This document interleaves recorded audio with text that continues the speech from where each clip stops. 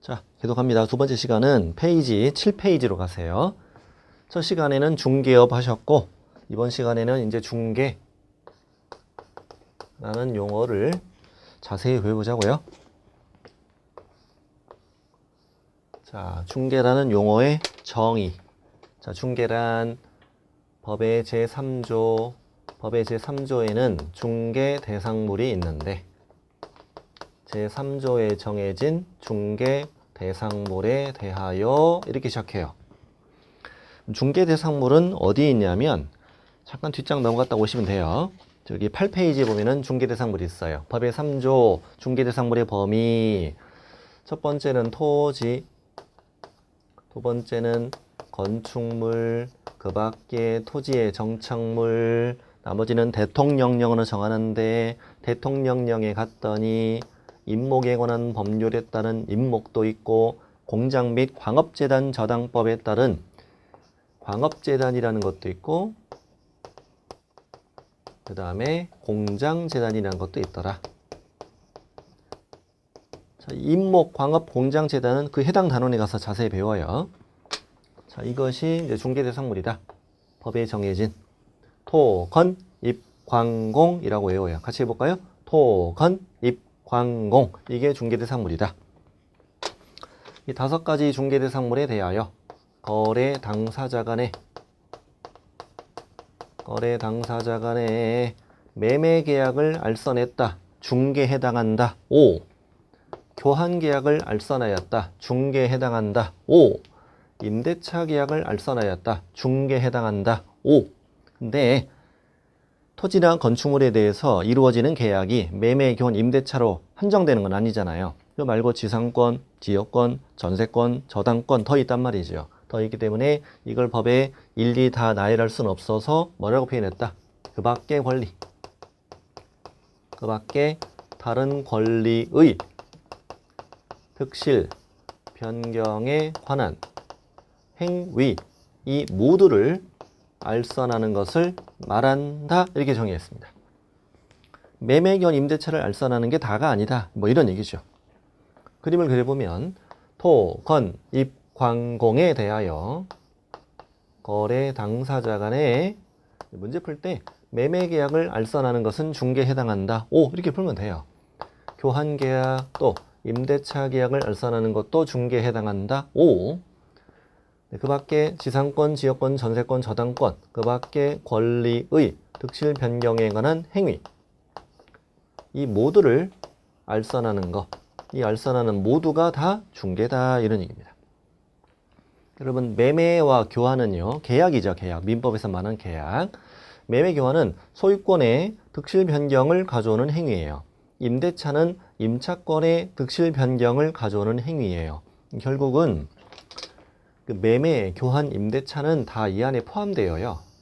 다 포함되고 앞에 그 밖에 라는 단어를 써서 앞에 예를 들어놓은 거예요. 이거에 대한 예를 3가지 들어놓은 거죠. 오이, 당근, 호박, 그 밖에 채소 이렇게 정의해도 되겠네. 중개란 중개 대상물에 대하여 거래 당사자 간의 매매, 이거 빼고 매매, 교환, 임대차 빼고 권리의 득실 변경에 관한 행위를 알선하는 것을 말한다. 이렇게 정의해도 맞아요. 그 지문이 7페이지에 들어있어요. 7페이지 보면은 실전 지문 연습이라고 있을 거예요. 거기 1번 중개란 중개 대상물에 대하여 거래 당사자 간의 권리의 득실 변경에 관한 행위를 알선하는 것을 말한다. OX? O. 이 매매, 교환, 임대차는 빠져도 맞다. 이 안에 다 들어가니까. 두 번째 지문이 좀 어려워요. 중개란 중개 대상물에 대하여 거래 당사자 간의 매매, 교환, 임대차 행위를 알선하는 것을 말한다. 힌트.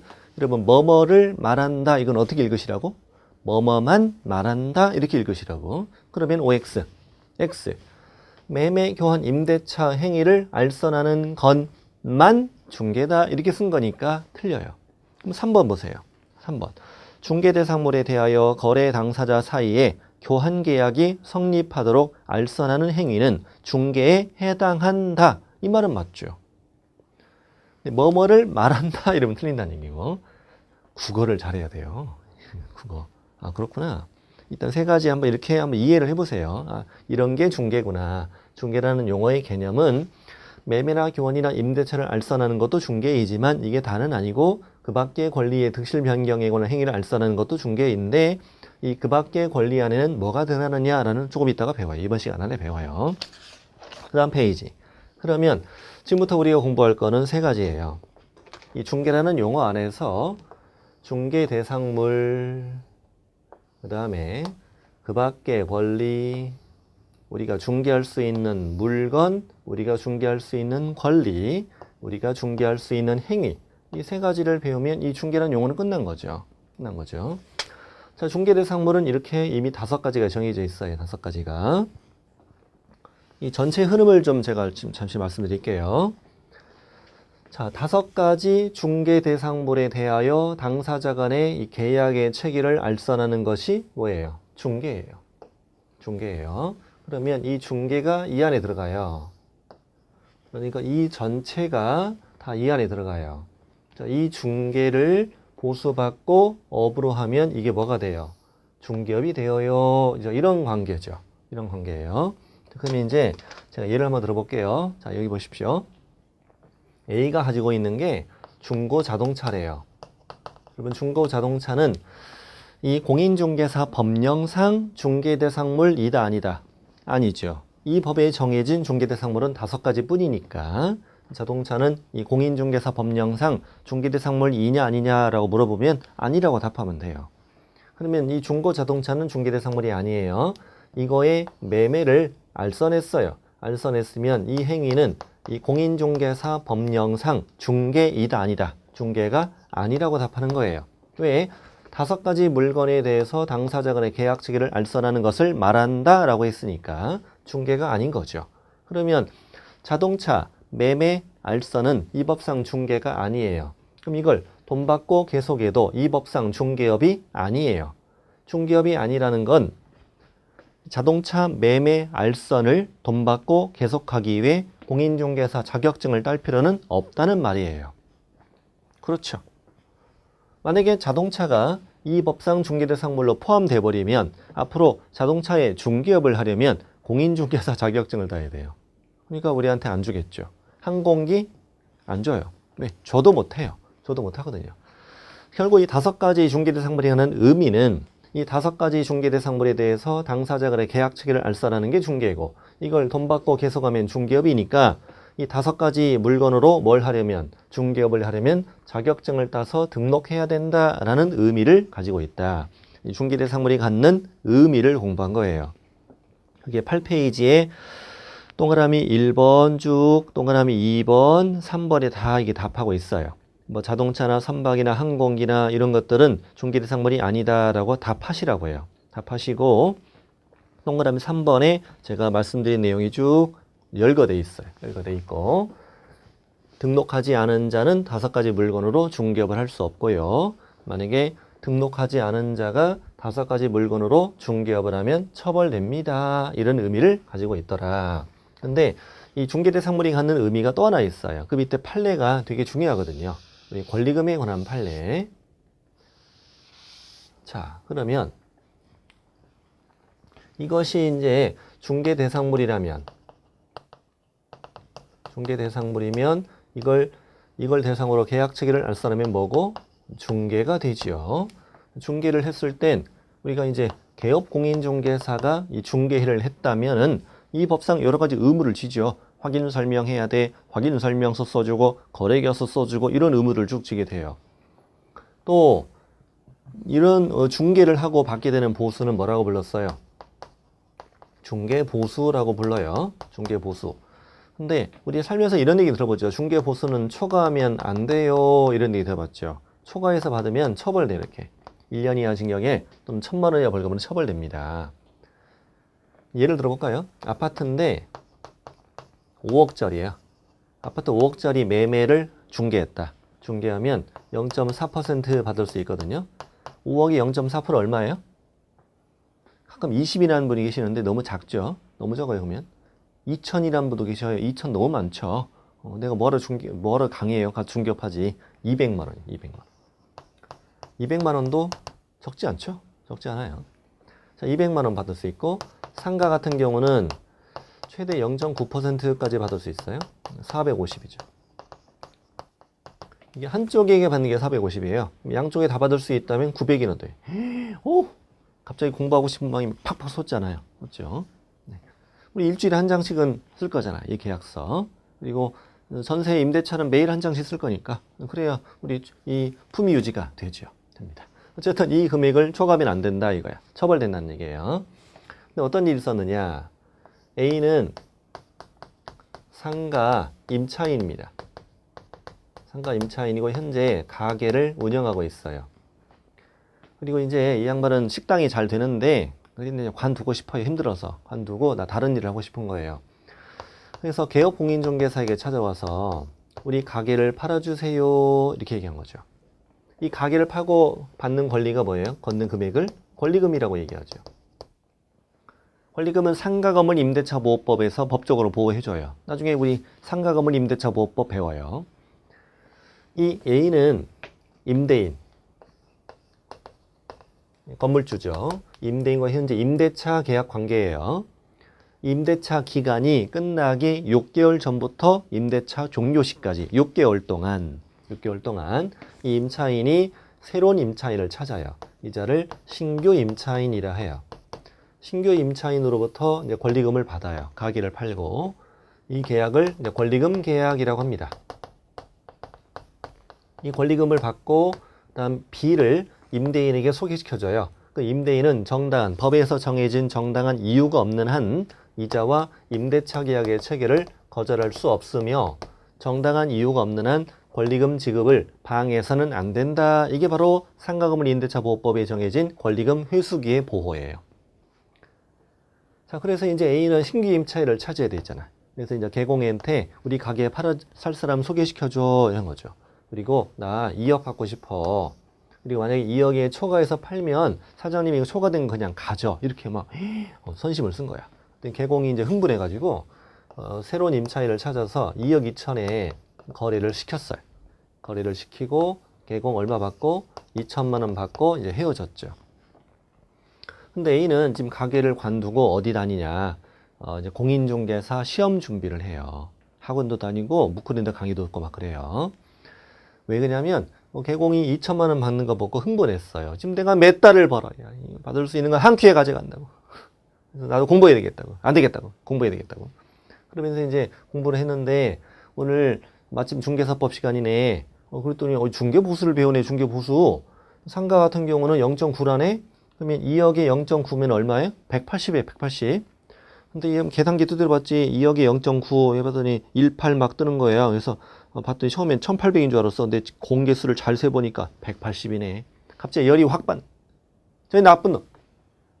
2000이나 받고. 안 되겠다. 초과해 받으면 처벌된대. 그리고 아까 말씀드렸죠. 첫 시간에 초과된 부분은 돌려받을 수 있다. 초과 부분은 무효거든요. 판례가 무효라고 이따가 나중에 배워요. 뒷부분에 가면. 초과 부분은 돌려받을 수 있다. 공부가 안 돼. 그래서 컴퓨터 끄고 찾아갔어. 사장님, 내가 요즘에 공부를 시작했어. 공부를 시작했는데 많이 받았더라. 내가 아무리 초과된 걸 다 먹으라고 했어도 이럴 수 있어? 너무하잖아. 이거 반 내놔. 개공이. 다 가지랄 때는 언제 오고 이제 와서. 왜 그래? 나 열심히 했어. 그래도 너무 많잖아. 반절 내놔. 안 내놓으면 당신 내가 고발해버릴 거야. 개공이. 배째 그냥. 그래서 이제 찔러버렸어. 그래서 대법원까지 갔죠. 대법원까지 갔더니 재판이 이제 이거죠. 이게 이제 과연 위반이냐 아니냐 따지려면 2천만 원이 무엇이어야 돼? 중개 보수이어야 하죠. 그러려면 이 권리금 계약을 알선한 행위는 중개이어야 하죠. 그럼 권리금 가계 이것이 무엇이어야? 중개 대상물이어야 하죠. 좀 이 관계를 우리가 배우고 있는 거잖아. 이 관계를. 그래서 이 권리금 가계가 과연 중개대상물이냐 아니냐에 관한 내용이에요. 현재 우리 중개대상물 공부하고 있잖아요. 이게 아니냐. 이 권리금은 크게는 세 가지가 있는데 여기서는 두 가지만 하시면 돼요. 시설 권리금과 영업권리금 두 가지 종류가 있어요. 시설권리금이란 건 말 그대로 시설비에 대한 가치를 받는다는 얘기죠. 예, 인테리어 내가 얼마 들었다 이거야. 이거 얼마 받기로 하자. 이거는 동산이에요, 부동산이에요? 동산이네. 이 사람은 집을 팔 때, 여러분 집을 팔 때는 집을 팔고 대가를 받잖아요. 그 집 알맹이 어떤 시설물에 대한 대가를 별도로 받는 경우는 없잖아요. 예, 뭐 있을 수도 있겠지만 집값에 포함되는 거지 그냥. 근데 상가 건물은 상가 건물 자체가 있고 안에 이제 가게가 있단 말이에요. 지금 건물을 파는 게 아니야 이거는. 건물을 파는 게 아니라 이 알맹이만 파는 거거든요. 그러니까 이건 동산이에요. 부동산이 아니고. 영업권에 대한 가치는 지금까지 내가 쌓아온 신용, 또 단골 손님, 영업상의 노하우, 점포 위치에 따른 영업상의 이점 이런 것들에 대한 가치니까 무형의 재산이라고 그래요. 결국 뭐냐? 이 권리금은 뭐가 아니고 중개대상물이 아니더라. 권리금 계약을 알선의 행위는 이 법상 중개가 아니구나. 그래서 중개보수가 여기에 적용되지 않아요. 그래서 무죄 판결을 받은 그런 사건이에요. 밑에 판례 한번 읽어볼게요. 영업용 건물의 영업시설, 비품 등 유형물, 거래처, 신용, 영업상 노하우, 또 점포, 위치에 따른 영업상 이점 등 무형의 재산적 가치 이러한 것들은 중개대상물이라고 할 수 없다. 그러므로 그러한 유무형의 재산적 가치 양도에 대해 이른바 권리금을 수수하도록 알선했다면 이 행위는 중개행위에 해당하지 않는다. 따라서 이 법이 정하고 있는 중개보수 한도액이 여기에 적용되지 않는다. 이런 얘기예요. 이제 너무 길기 때문에 이걸 일부만 시험에 냅니다. 예를 들면 중개대상물을 모두 골라라. 기억. 영업용 건물의 영업시설, 비품, X, 니은, 거래처, 신용, 영업상, 노하우 이러면 X 이런 식으로 골라요. 그리고 권리금 수수를 알선 행위는 중개행위에 해당하지 않는다. O. 권리금 수수를 알선하고 받는 대가가 중개보수를 초과한 경우 금지행위에 해당한다. 이러면 X. 금지는 아니잖아. 이 법상 금지가 아니잖아요.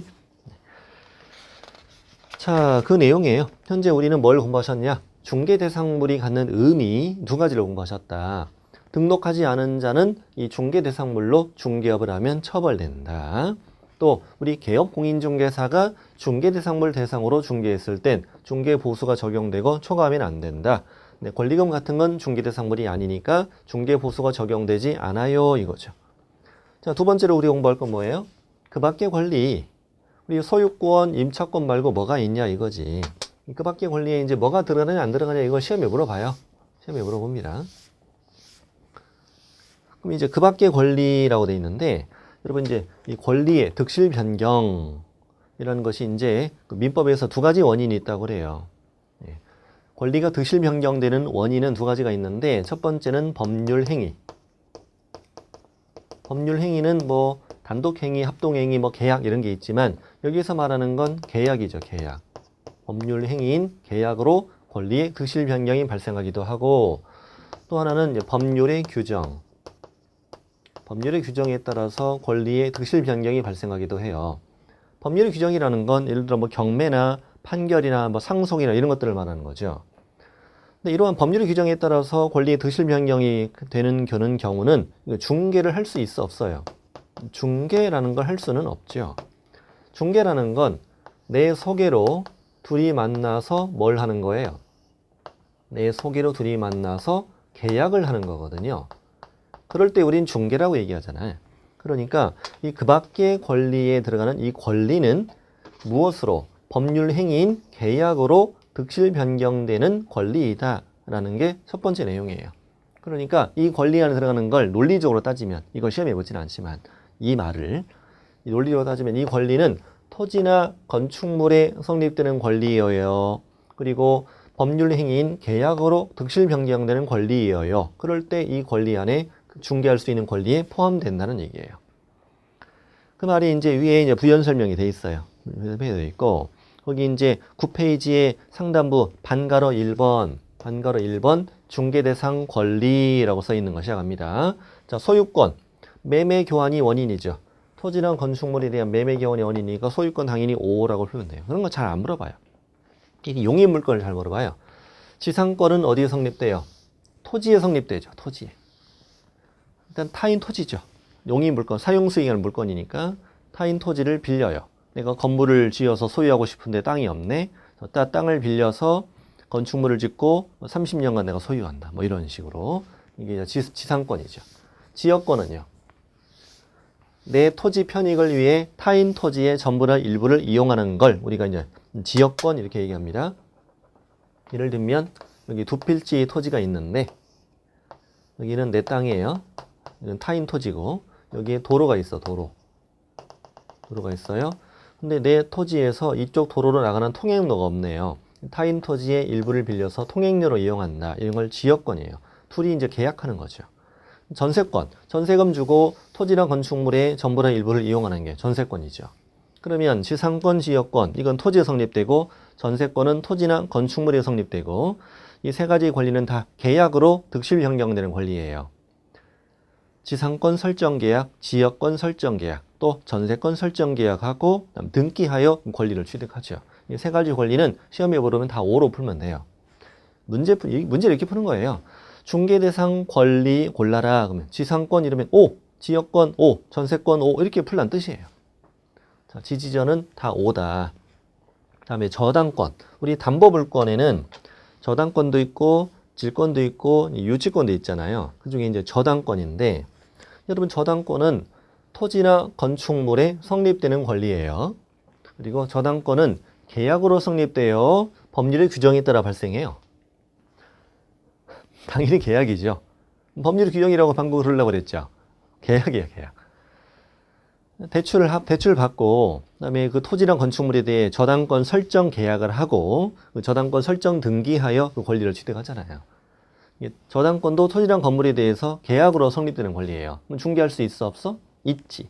근데 딱 생각해 보니까 개업공인중개사가 저당권을 중개하는 경우를 내가 본 적이 없는 것 같아요.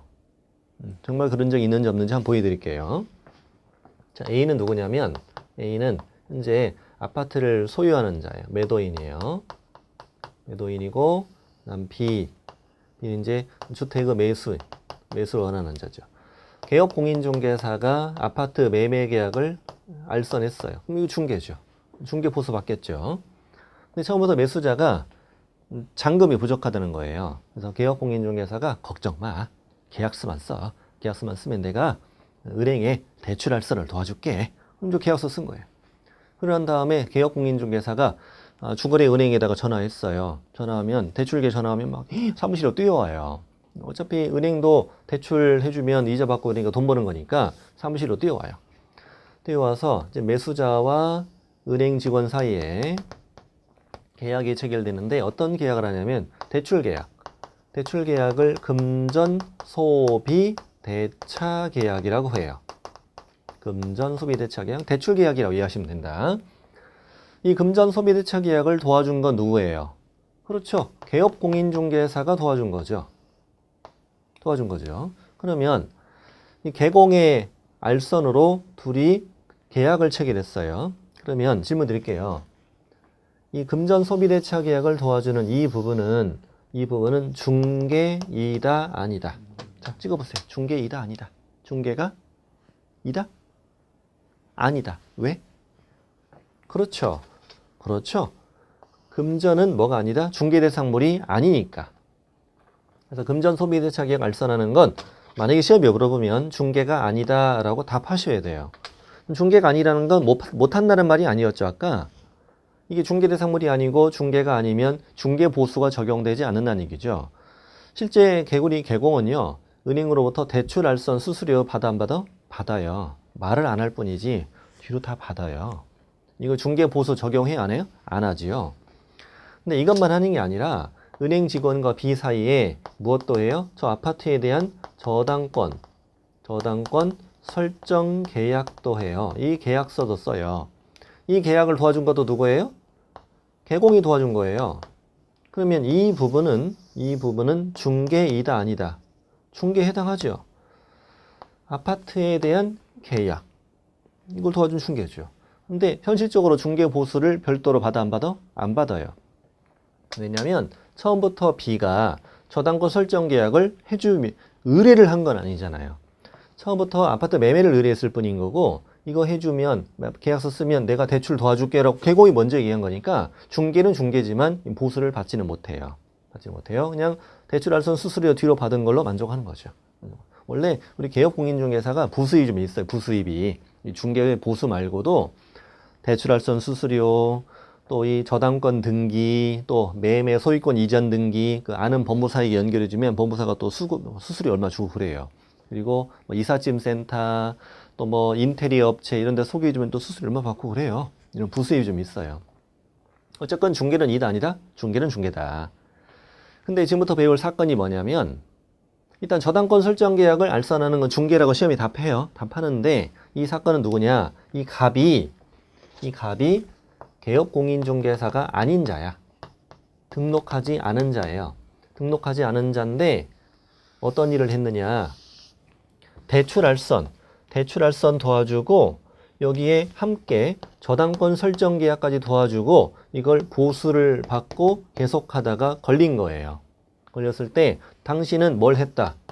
중개업을 했다. 그래서 3-3으로 처벌된다. 그래서 이제 기소가 된 사건이에요.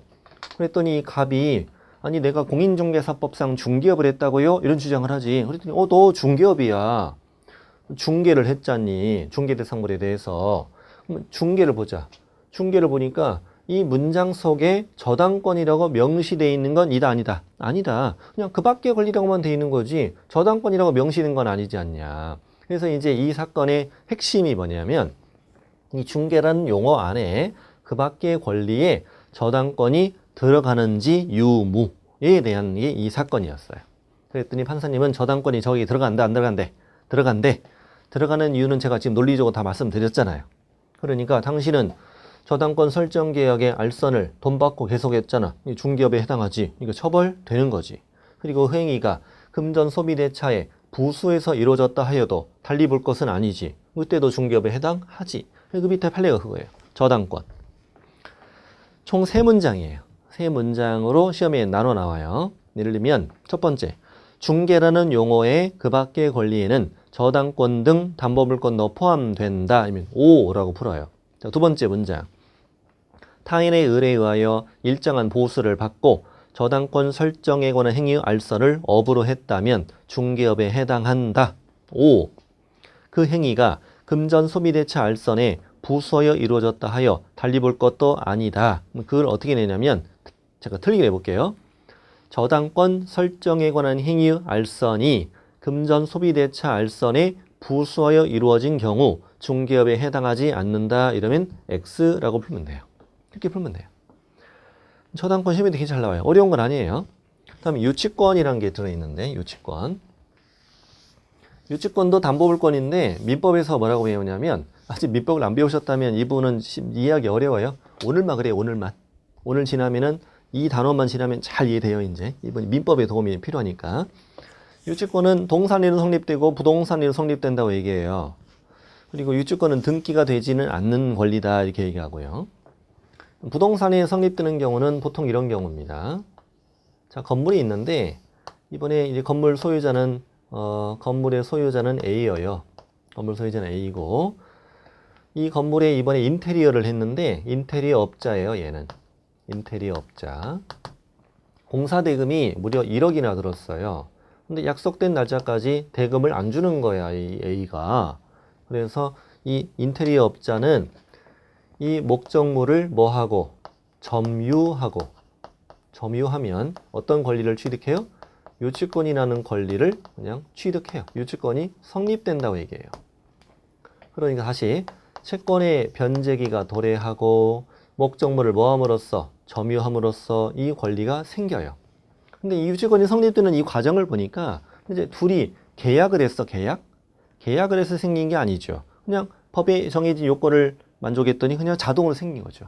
유치권이 이 성립되는 과정을 우리는 중개할 수는 있다 없다? 없다라고 이따 나와요. 이거는. 일단 이 유치권의 성립을 중개할 수는 없어요. 근데 이미 이제 유치권은 성립됐잖아요. 등기가 안 됐을 뿐이지. 유치권을 타인에게 양도하는 건 가능하겠느냐 이걸 따져보는 거야. 현재 이 P는 자, 이 유치권이라는 권리가 채권과 또 점유 여기 이렇게 붙어 있는 거죠. 유치권이라는 권리가. 그럼 P는 타인에게 채권 양도 내가 1억 받을 거 있는데 내가 7천에 팔 테니까 네가 1억 받아가라. 채권 양도, 그다음 내 점유를 C의 점유로 이전해주면 유치권도 함께 여기에 따라간다는 거야.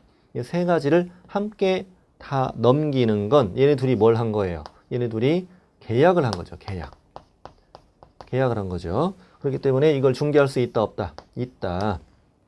그러니까 유치권을 뭐 하는 것을 양도 또는 유치권을 이전하는 것은 중개할 수 있다 없다? 있다 이렇게 얘기하는 거예요. 자, 그래서 여기 유치권의 성립은 중개 대상이 될 수 없지만 피담보 채권과 목적원의 점유를 함께 이전할 경우 유치권은 그 이전이 가능하므로 유치권의 양도는 중개가 됩니다. 이런 얘기예요. 5번에 담보 가등기는 심화이론 가서 할게요. 여기 민법에서는 배우고 오셔야 돼요. 네. 이 부분만 그래요. 빼고 가는 부분은. 다른 데는 안 빼니까 걱정하지 마시고. 자, 임차권은 임대차 계약을 통해서 발생하는 권리잖아요. 그럼 임차권 당연히 5로 풀어야죠. 5로 풀고. 다음 페이지. 등기된 환매권도 그때 가서 할게요. 심화이론 가서. 이 부분만 그래요. 많이 빼는 거 아니라고 그랬어요. 그 다음에 이제 법정지상권 이쪽 가볼게요. 법정지상권도 아직 모르시는 분 많으시잖아요. 민법에서 배우시니까. 현재 토지와 건물이 동일 소유였어요.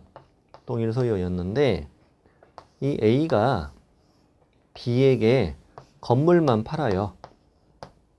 이제 얘네들은 건물의 매매 계약이 있었을 뿐이에요. 건물의 매매를 했을 뿐인데 이 B는 건물의 소유권을 취득함과 동시에 토지의 지상권을 덤으로 취득한다는 규정이에요. 별도의 지상권 설정 계약을 하지 않았는데 지상권이 자동으로 생기더라. 법정 지상권, 법률의 규정에 따라 발생하는 지상권이라는 거지. 이 법정 지상권이 성립되는 과정은 현재 얘네 둘이 계약한 게 아니죠. 자동으로 생겼죠. 이 법정 지상권이 성립하는 건 중개할 수 있다 없다? 중개할 수 없다 이렇게 얘기하는 거예요. 그럼 현재 이 B는 건물의 소유권과 법정 지상권을 가지고 있어요. 이건 현재 아직 등기가 안 됐을 뿐인 거지. 근데 이 두 가지 권리는 각각이 독립된 권리예요. 어느 하나에 종속되는 권리가 아니라. 그래서 판례는 건물과 법정 지상권 중 어느 하나만 처분하는 것도 가능하다. 우리가 지상권 등기됐다면 그 지상권을 양도하는 게 가능하다면 법정 지상권을 양도하는 것도 가능하지 않느냐. 그래서 법정 지상권을 뭐 하는 것을 양도하는 것은 중개할 수 있다 없다. 있다 이렇게 얘기하는 거죠. 유치권과 비슷해요. 유치권이 성립하는 걸 중개할 수는 없지만 양도하는 건 중개할 수 있고 법정 지상권 성립 중개할 수 없지만 양도는 중개할 수 있다. 이렇게 문제를 풀으시면 돼요. 이렇게 문제 푸시다. 법정 지상권 양도. 그 6, 8번에 세 번째 되게 중요해요.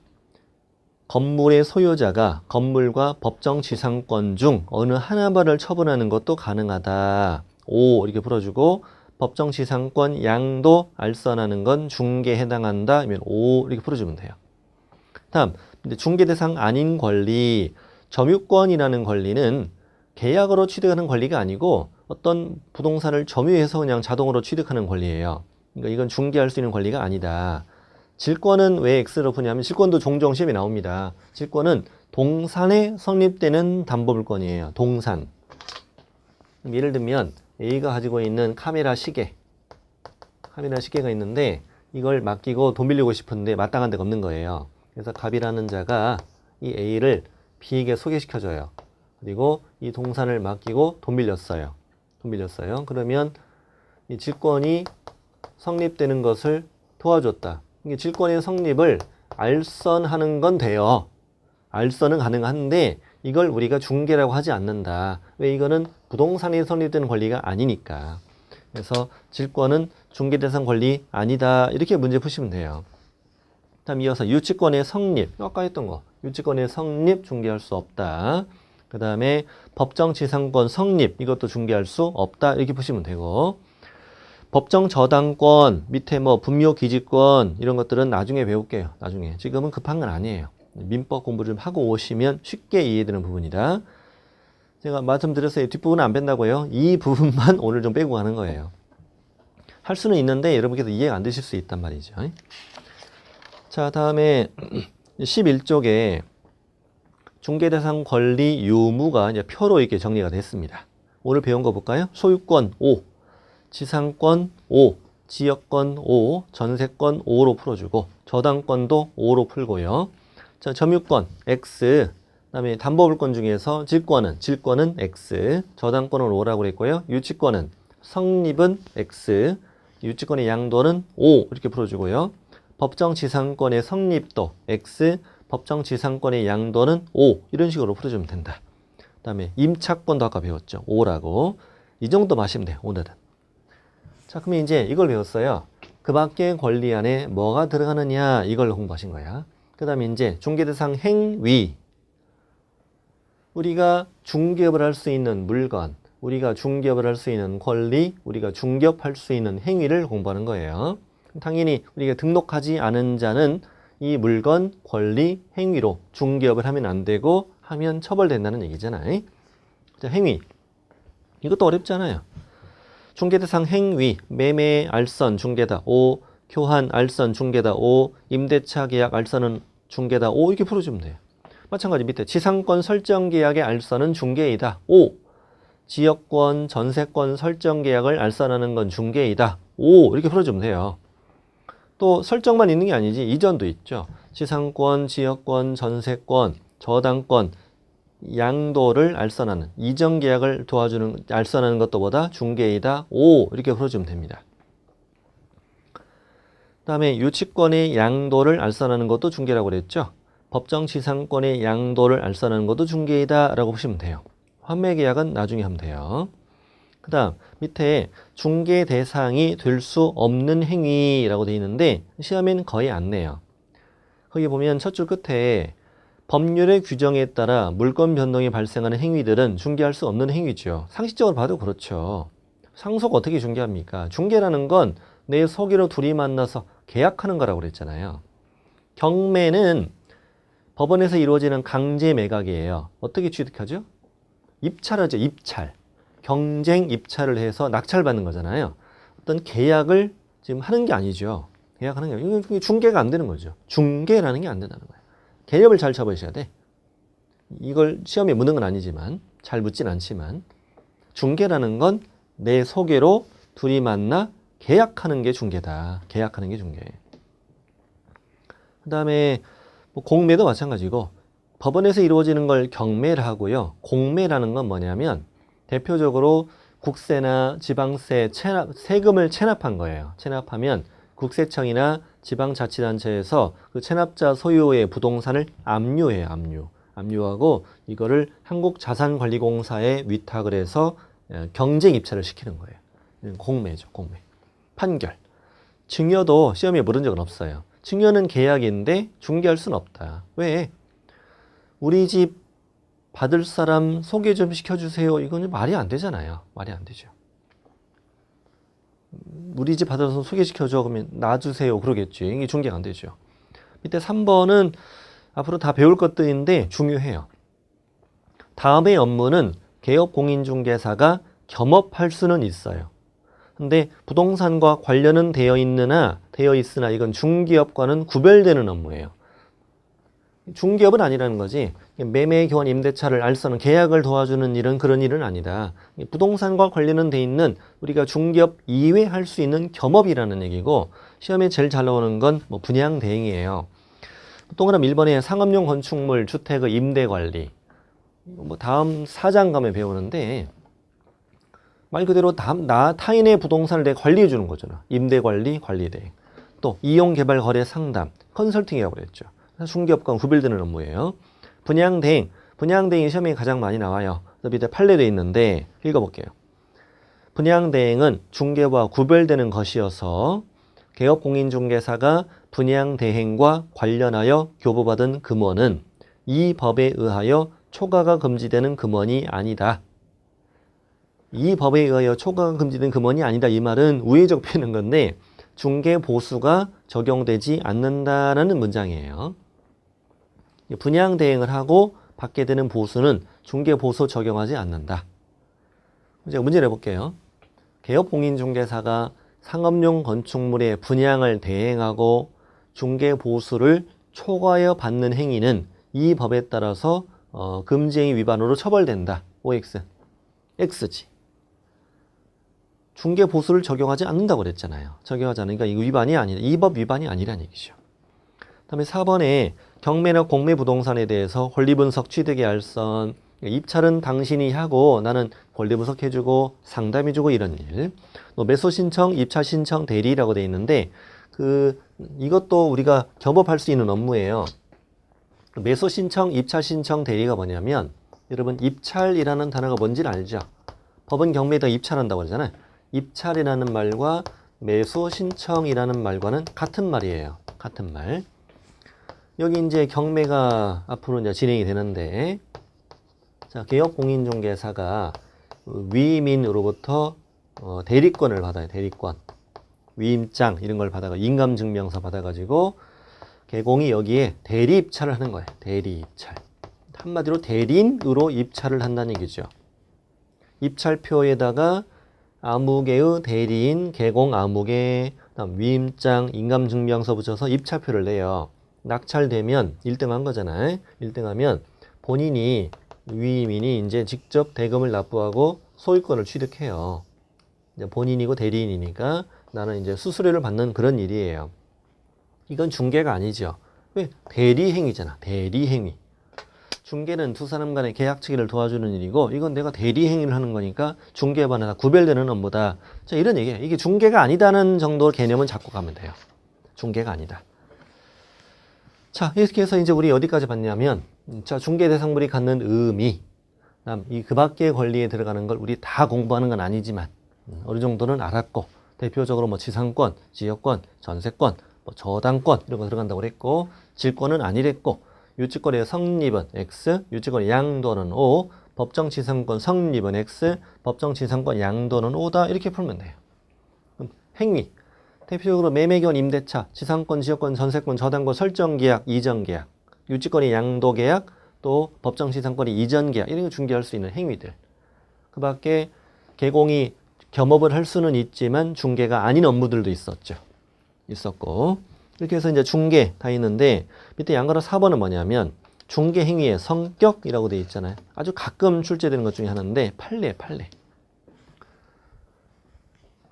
여러분 이쪽 그림을 해봅시다.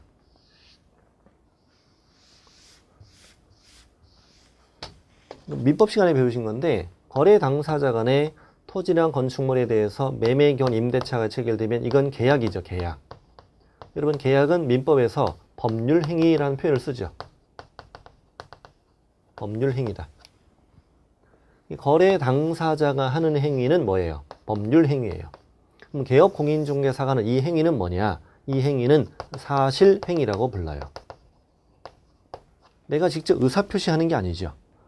계약 체계를 제3자의 지위에서 도와주는 거죠. 상담해주고 설득하고 뭐 집도 보여주고 이런 행위들은 법률행위가 아니고 사실행위라고 부른다. 결론 말면 돼. 그래서 밑에 판례. 중개행위라는 것은 당사자 사이에 매매 등 법률행위가 용이하게 성립할 수 있도록 조력해주고 주선해주는 사실행위입니다. 이렇게 얘기합니다. 다음 상행위. 그 판례 볼게요. 판례. 이 중개를 하는 목적은 결국 영리 목적이잖아요. 그러니까 이 중개 업무도 상법에서 정하고 있는 중개에 관한 행위로서 기본적 상행위에 해당한다. 이렇게 돼 있어요. 상법의 46조가 제목이 상행위거든요. 우리는 지금까지 상행위 하면은 물건을 사고 파는 거 보통 그걸 생각하잖아요. 근데 그건 당연히 상행위지만 그걸로 한정되는 게 아니에요. 상법의 46조 상행위는 10가지가 넘어요. 그 11번째 적혀 있는 게 바로 중개에 관한 행위예요. 중개에 관한 행위도 상법에서 뭐라고 얘기한다? 상행위라고 얘기한다. 그러니까 이 부동산 중개 업무도 상행위이다. 이러면 5로 풀면 돼. 5. 이렇게 중개행위하는 성격을 공부한 거야. 중개행위는 사실행위입니다. 그리고 상행위로서의 성격도 갖고 있습니다.